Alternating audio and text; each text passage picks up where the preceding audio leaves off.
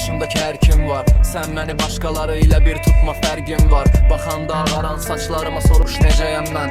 Mənim hər gün böyüyən sən boyda dərdim var. Bəlkə də güldürərdi hər baxanda gülsəydim mən. Dərdimin tək sən olduğunu gərək bilsəydim mən. Dərdimi bölsəydim, mənə bir şans versəydim mən. Ayıb bağışlayardı başqasıyla görsəydi məni. Bəlkə mən düşündüyüm qədər mənlə düşünür o da.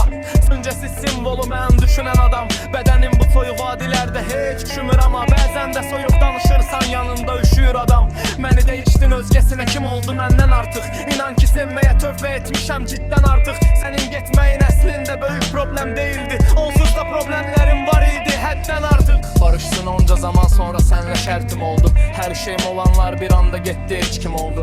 Bir anda qəlbim oldu, qəlbim belə təslim oldu. Dərdimi danışdığım insan indi dərdim oldu. İlk başda xoş gələcək bəlkə sənə mənsizlik.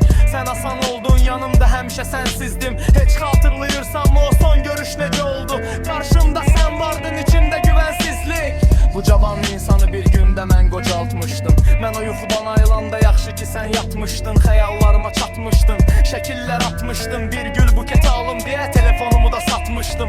Dediyin yalanlar üst-üstə gəlsə nağıl olardı. Səni sevməsəydim mən ətrafımda çoxu olardı. Ayılıb görərdin ki ayrılıqdan əsər də yox. Kaş bütün yaşananlar hamısı bir yox olardı.